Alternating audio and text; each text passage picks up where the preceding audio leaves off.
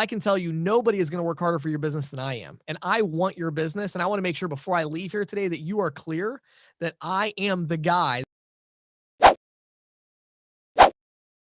It's been brought to my attention by a number of people in the industry that giving a written proposal to a prospect can be a fairly risky proposition. Oftentimes, they can use that written proposal to go back to their own processor or to shop your processing deal that you're offering to other vendors. Yeah. So I'm just wondering what your take is on that. Sure. So yes, I really have a lot of strong opinions about this. They're probably going to be very different from others in the industry in terms of how I like to handle it. So I'll give you a couple thoughts. First of all, I definitely agree that you don't want to give a written proposal too early in the sales process. How early is too early becomes kind of the question, though. Sure. To your point, in the note you sent, I mean, it's also really hard to sell somebody without giving them a written proposal because they generally want to see in writing what they're going to save. So my first rule of thumb is I provide a written proposal when I believe that I'm going to end that meeting with a decision one way or the other, a yes or a no. I'm not really scared to provide the written proposals. I'll tell you why in a second, just from kind of a sales perspective, some of the things that I do, but I don't want to give it to them when I don't have that solid commitment from them that they're going to seriously consider it. So I try to make a bigger deal out of it. So I'll give you an example. Let's say I'm selling a, mid-sized merchant account. They do 200,000 a month in processing and, we're having conversations. I'm going to try to cover everything else first. I'm going to say, obviously I'm going to save you money on the credit card processing. We both know that. We both know that the final conversation is going to come down to the numbers. But before we can get there, I need to know if I can integrate with your point of sale system, right? I need to know if you want cash discounting, surcharging, or traditional processing, So I try to get all of these other things out of the way first. But then once I get to a point where I'm like, okay, I'm about to go in for the final meeting where I am going to close the sale. I'm bringing a written proposal with me that I plan to give them. I'm also ready to email one to them right before the meeting as well. But I don't want them to see that proposal until I am the one that either shows it to them in person or I'm doing like a Zoom call with them. Okay. Understand. So it's very important, in my opinion, it's very important to say, I'm going to provide a written proposal when I'm ready to close the sale, right? So now the only problem becomes, what do you do when you fail to close the sale? They don't give you a yes, but they also don't give you a no. And they're like, we'll take this, we'll think it over. We'll get back to you. Or we'll use it. Yes. Now you have a problem, right? Because it's like, okay, so here's the way I handle that. Number one, I always start by auditing my own sales process and saying, where did I fail? Because I thought I was going to close the sale. So I'm certainly not going to give that information up easily. I recognize that if I thought I was going to close the sale and now I didn't, there's probably a reason behind that. And I should probably push a little harder. And I really need to make sure that I totally understand the rationale behind, what's happening here. So as an example, I've had many clients or, current clients that told me, eventually after I tried to close them 3, 4, 5 times and they were getting more and more frustrated with my persistence, they eventually said, James, look, like we're going to go back to our current processor and we're going to see what they're going to do. Exactly. And it's like, okay, thank you. Like now I can rebuttal this objection. Right. But I just want to know what the deal is. And so again, I would say providing the written proposal is fine. I don't provide the written proposal and then just leave it. And, you're going to think about it? Well, that's great. Let me know if you're interested. No, I've never said that. To me, it's like, here's my written proposal. I'm trying to close a sale. And they're like, okay, well, we're going to take this and think about it. Well, you can say that, but you're going to have to endure me for another 5 or 10 minutes before you're going to be able to do that. Because I'm going to say, well, hold on just a second. I believe I provided all the information you need to make a decision. And I respect, that you wanting to consider it. What about the proposal are you considering most seriously? What concerns do you still have? What questions do you have? Then I'm going to go into making it personal. I can tell you nobody is going to work harder for your business than I am. And I want your business. And I want to make sure before I leave here today that you are clear that I am the guy that is going to work for you, that is going to make this happen, that's going to get the integration done, that's going to make it smooth. You have my word on that. And if I'm willing to put myself out there like that, are you at least willing to give me a chance? I mean, give me a shot. Let me show you what I can do, right? So I'm going to say this kind of stuff for a while. Right. You're not going to just get off the hook. And so then inevitably we get to the real reason. Um, and so I'm not totally scared of it because a lot of times the real reason is I have a business partner. Right. We talk it over. My spouse and I are 50-50 on the company. And I didn't realize when we're talking about cash discounting, what a big shift it would be in the way we operate our business and training our employees. And we need to go over that. So from there, I'm saying that's, of course, I totally understand that. So does next Thursday at 9 a.m. work better for you or Friday at noon? You know, An what additional works best action. for, right. So I'm going to book my next meeting from my meeting. If there's a legitimate cause, then show me it's legitimate by agreeing to take action. Right. And then at that point, if they're saying, well, no, yeah, we'll let you know. I just, I mean, maybe again, I'm just a little different, but I mean, I just call that out. I'm like, Sure. I got to be honest with you, and again, you can understand my perspective. I mean, I've had probably 1,000 people say, we'll get back to you. Do you know how many of those people actually got back to me so far? I'm still waiting on the first call. Right. So there's something going on here that, you have a real concern, and I'm not trying to be pushy or mean or anything. Just please explain to me what the problem is so that I can fix it. What do you think about doing? At some point along this line, either they're going to tell me that they're going back to their current company, or I will surmise that that's what's about to happen. Right. Right. So at that point, I say, okay, well, I'll get out of your hair. Let me just say one more thing. I think we're on the same page here, but let me just verify we're on the same page about one thing, and then I'll let you go. And they're usually like, okay, what is it? So at this point, I'm like, okay, well, I'm going to leave you with this detailed pricing proposal. Now, this shows that I would save you, just to make the math easy, this shows that I would save you $100 a month. Okay. How long have you been with your current provider? We've been with them for about 3 years. Okay, 36 months. So let's say hypothetically you went back to your current company and they said, oh, we'll match the rates. And they just instantly agreed, sure, we'll match the rates. So they could do it at the rate that I'm proposing.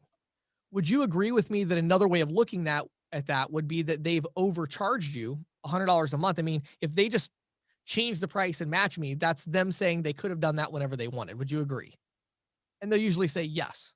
And say, okay, so let me just make sure we're on the same page about this, and then I'll get out of your hair.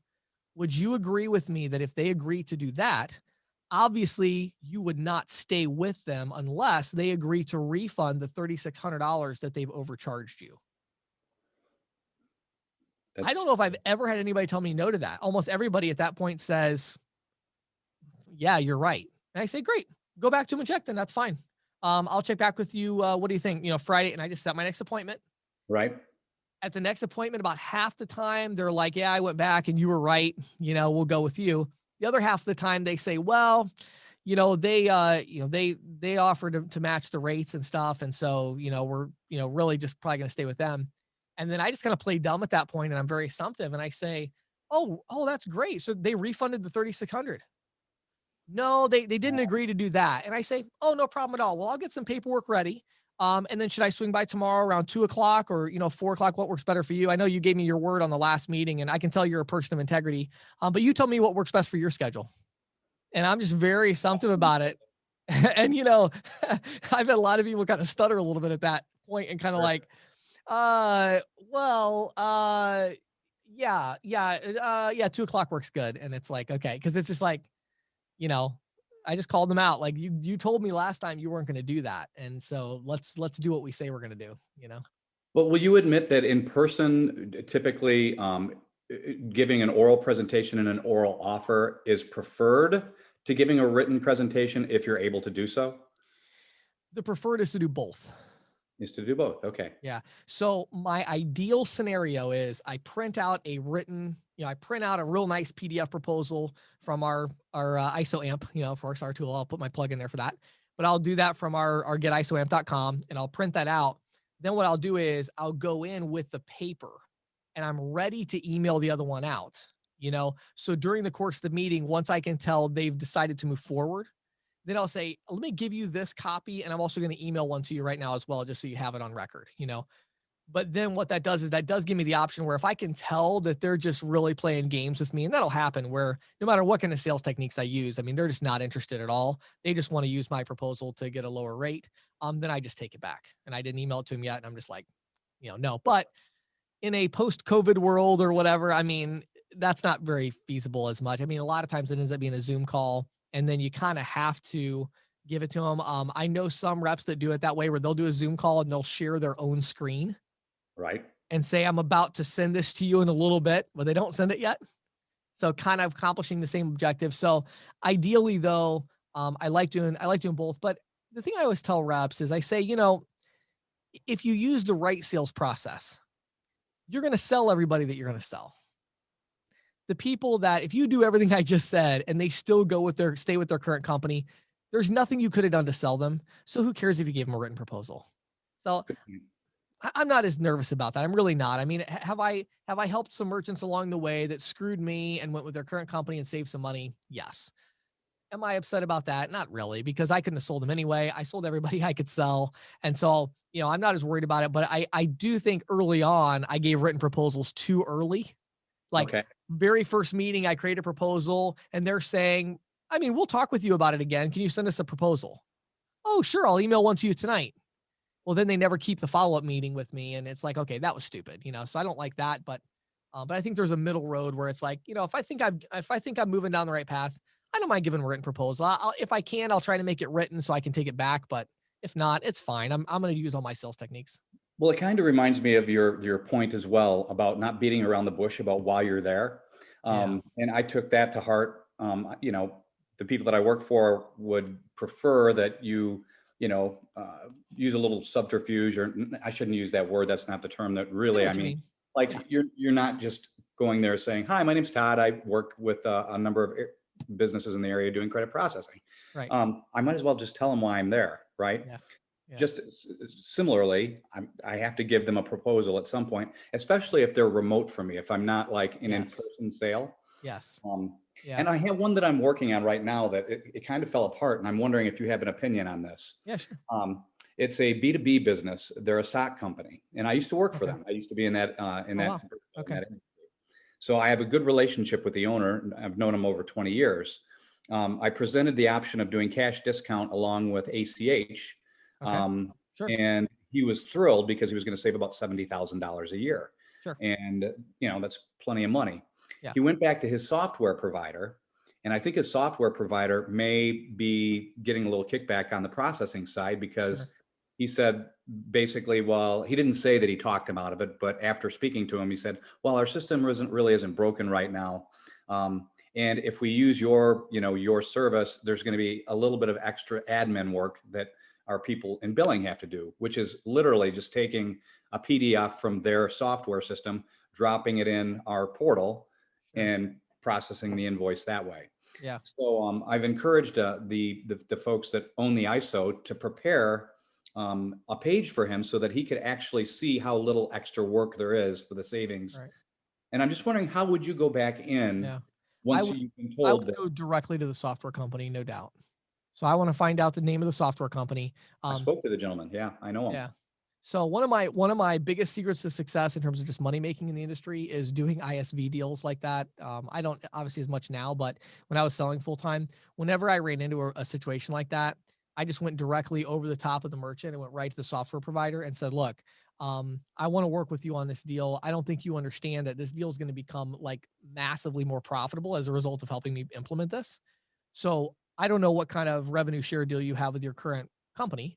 But if you work with me on this deal, not only am I going to cut you in here where you're going to make a lot more money, but in addition to that, by you implementing this cash discount program that's going to be wildly popular with all of your clients, we can work together and I have no problem giving you an even bigger split on the ones where you send me the leads and say, here are other clients, let me do the heavy lifting. I'll go sell all of them for you.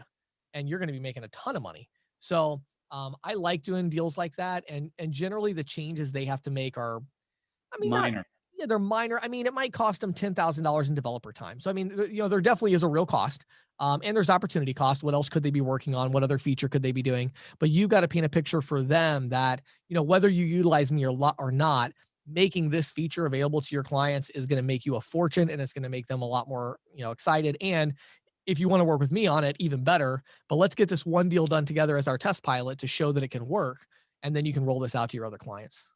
And what's the magic percentage that I know I'm sure it varies, but what do you think is a good? So I look at things in thirds. So the idea is, I think if you're bringing the deal to them, like in this case, you give them a third of your profit on it. I think if they're bringing deals to you and saying, can you sell these for us? I think you give them 2/3. So you get the third. So I think, I think whoever's making this deal happen and bringing this deal to the table, providing the data, whatever it is, to me, that person gets, the 2/3. So that is a rough estimate. I mean, obviously it varies a lot depending on what all you have to do. Like if they're just going to say, here's a list of all of our clients, good luck. And you can't use our name, it's like, okay, well, that's maybe a 20%. Yeah. I don't, you're going to have to like literally cold call people and say, hey, I happen to integrate with this system, but if they're saying, here's a list of all of our people, we're going to send out an email blast recommending you, and you can use our name and say that we work together to create the integration. I'll give them half, maybe even closer to 2/3 in those cases, because like, good night. I'm generous. You got to really sweeten the pot in order to get them interested. But I mean, let's be honest. We're all capitalists here. I mean, ultimately it's a negotiation. Sure. If I think I can get them for 20%, I'm not going to give them 50. So I'm going to do whatever I can do, for sure. Another similar deal that I have that's in process right now is another business that I used to work for. I was a rep in the clothing industry. Sure. And this one's much bigger, probably closer to $250 million in gross sales. Probably 15 to 20% of that is in credit card processing. Sure. Yep. And I presented the same option to them with ACH and cash discounting. Right. They weren't quite ready to move into a cash discount situation, even though many of their competitors are. Yeah. They're afraid of the pushback that they're going to get, even though I tried to stress that when you're offering ACH along with a credit card, it really takes a nice option for them. Sure. And they weren't willing to do that, and instead said, well, what kind of rate can you give? Yes. And they weren't prepared to give me a statement. So I just threw out, okay, so we'll do interchange plus. I won't add any fees, 0 fees, and we'll just do 20 basis points in profit. So I'm just telling you right now, I'm going to make 0.2% on all processing. So the only thing you want to do there to shift the power structure a little bit in that negotiation is you have to get them to agree to something to do that. So what you want to say is, you say, well, I understand where you're coming from. You don't want to give me a statement at this point. I'm guessing the reason, which I think is a really valid reason, is you don't want me to see what you're paying now and then give you something slightly less to try to get your business. You want to get my best offer. Is that right? And they say yes. Okay, great. So I'll tell you what, I'll make you a deal. If I send you my pricing in writing, will you agree to then respond to that by giving me a statement, just so I can show you, because this is kind of complicated, as you know. I want to show you, here's what my pricing looks like on your current statement. Is that fair? So usually they'll agree to that. Then you say, okay, and then you put something in an email or whatever and say, we'll do interchange plus 20 basis points, no other fees, etc. Then they send you the statement, and then you do the proposal and come back.